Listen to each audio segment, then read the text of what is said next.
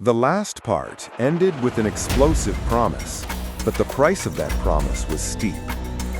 As the robbers vanished into the darkness of the carriage, they knew they held the key to the largest golden ticket in history. Yet to claim it, they had to fight a bloody battle against the odds. The unconscious body of Jack Mills in the engine cab, the enormous diesel D326, and the critical failure of the master plan in the first 10 minutes, everything signaled that fortune was turning against them in this multi-million-pound dash. This was the night Bruce Reynolds' meticulously crafted plan began to unravel. The instant Jack Mills collapsed under Buster Edwards' heavy blow, the silence of the Buckinghamshire night was shattered. Mills's fireman, David Whitby, who had been in the cab, was instantly seized by two other robbers. They were quick, efficient, and heavily disguised in their balaclavas, rendering them monstrous figures in the weak light of the locomotive. The reality of the situation hit Whitby with terrifying force. This was no ordinary mugging. These men were professional, organized, and utterly ruthless. Mills, struggling with the ringing concussion of the punch, was hauled back into the engine cab. The robbers had brought ropes, tape, and blindfolds. Mills and Whitby were quickly bound and warned in low, menacing whispers that any attempt at resistance would be met with extreme force. The gang leader, Charlie Wilson, the silent man, stood over them, radiating a chilling calm. The atmosphere in the cab was thick with the smell of hot oil and the metallic tang of fear. The key to the entire operation, moving the train, now fell to the retired driver, Old Pete. The plan required Old Pete to drive the train a short distance, approximately 3/4 of a mile from the isolated stopping point at Sears Crossing to the Bridego Bridge, where the getaway vehicles were waiting on a dirt track below. But the plan immediately hit a crisis. Old Pete, who had meticulously studied the schematics of older steam locomotives, had not anticipated the complexity of the modern English Electric Type 3 diesel-electric engine, D326. The controls were alien to him. He struggled with the combination of the train's throttle and the braking system. The heavy engine, carrying 12 carriages and hundreds of tons of mail, refused to move easily.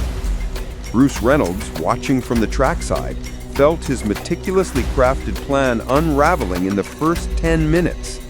Panic was a contagious force, and the other gang members, hyped on adrenaline and the proximity of millions, began to fret. The clock was ticking. Dawn was only a few hours away, and every minute they remained stationary increased the risk of detection. Charlie Wilson, ever the pragmatist, immediately reverted to Plan B, forcing Jack Mills to drive. Mills, dazed and terrified, refused at first. He had seen the viciousness of the initial assault and was intensely loyal to his job. Wilson, however, did not negotiate. He stood behind the driver, a crowbar pressed against his head, and issued a single chilling ultimatum: "Drive the train or I'll split your head open." The threat was effective. Mills, seeing no way out and fearing for his life and that of Whitby, reluctantly took the controls. The heavy engine roared to life. Under the terrifying direction of his captors, he slowly drove the train forward. The train came to a stop directly under Bridego Bridge, the chosen point for the offload. The robbers' Land Rover and 3-ton trucks were already positioned beneath the bridge, waiting like enormous, hungry beasts. The next phase was the uncoupling operation. The vast majority of the train, the non-essential sorting carriages, had to be detached. Only the first 2 coaches, the engine, D326, and the high-value cash carriage, the HVP coach, were needed. This, too, proved surprisingly difficult. The coupling mechanisms were heavy and stiff. Using crowbars and sheer brute force, a team of 4 robbers, led by Roy James, the racing driver, hammered at the connection. The noise, the grating metal, the shouted instructions was muffled by the night, but to the gang it felt deafening. Finally, With a thunderous clank, the HVP coach was severed from the rest of the train. Jack Mills was then ordered to move the remaining 2 carriages a final 100 yards up the track, away from the rest of the line, ensuring that the post office staff in the other 10 carriages remained completely unaware of the precise location of the robbery.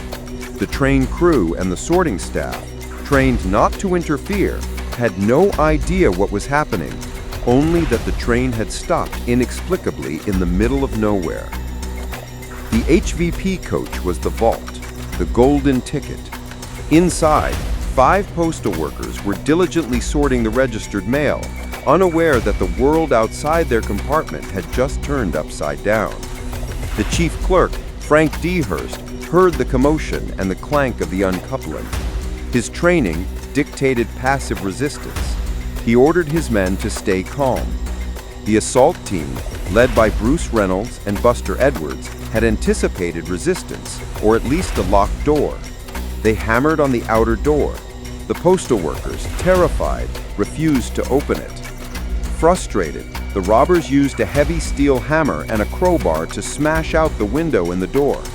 Then, in a truly shocking display of intimidation, they deployed a terrifying, unexpected piece of equipment, a small, handheld battering ram. This ram was used to smash the lock mechanism. The door burst inward. The robbers, now 10 strong, rushed into the cramped space. They were a terrifying sight, masked and dressed in military surplus and carrying crowbars and short-handled axes, intended for breaking into the mail sacks, not for violence, though the staff didn't know that. The atmosphere was electric with danger. The post office staff were instantly subjugated. Their instructions were clear: do not resist.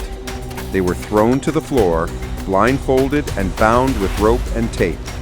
In a voice that brooked no argument, Bruce Reynolds announced the object of the raid. This is the post office money. If you don't resist, you won't get hurt. Once the staff was secured, the sheer scale of the operation became apparent. The inside of the HVP coach was a bewildering maze of mail sacks. The robbers had inside knowledge, though, and they knew exactly which sacks to target.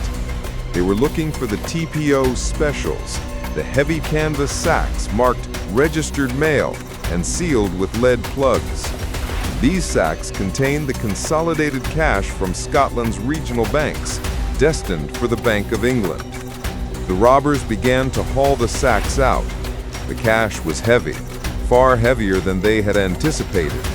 The vast majority of the money was in used 5-pound notes, the largest denomination in circulation at the time. 5-pound notes were not light. The gang formed a human chain, a desperate, silent conveyor belt. The sacks were passed out the train door, down the embankment, and into the waiting trucks beneath Bridego Bridge. The adrenaline fueled their efforts, but the sheer physical labor was exhausting. The initial estimate of 120 bags of money quickly became 128. As the minutes bled away, the realization dawned: they could not take it all. The weight was too great, and the time was running out. They focused on the densest sacks, leaving behind the lighter bags containing postal orders, stamps, and low-value coinage. In their rush, they made a critical, almost comical mistake.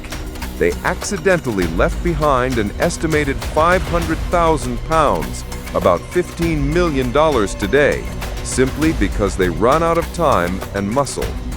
The last sack was loaded.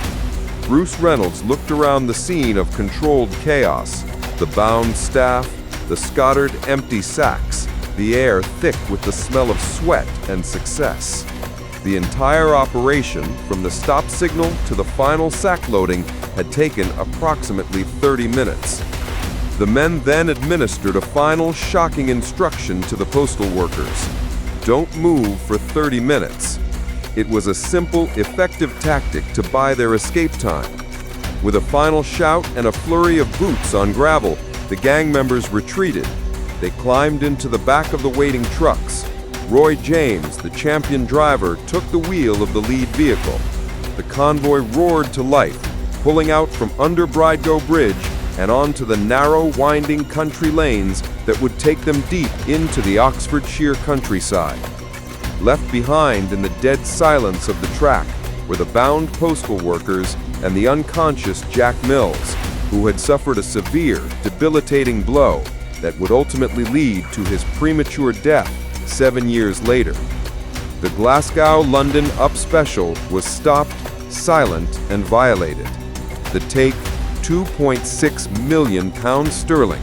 In today's US dollars, that was $74 million. The gang had successfully executed the largest cash robbery in history. They had secured the golden ticket. Now came the difficult part, escaping the most intense police manhunt the United Kingdom had ever known. In the silence beneath Bridego Bridge, the spoils lay secured, £2.6 million sterling, approximately $74 million in today's US dollars, and the title of the largest cash robbery in history. The job was done in just 30 minutes. The gang's convoy roared away, tearing through the night toward the Oxfordshire countryside, leaving behind the bound postal workers and the severely injured driver Jack Mills, who would tragically succumb to his injuries 7 years later. They had secured the golden ticket. But would this passport to wealth grant them freedom, or would it be the very thing that led to their downfall? Unknown to the robbers, a catastrophic blunder waited them at Leatherslade Farm, an oversight that would hand their multi-million-pound success straight into the hands of the police.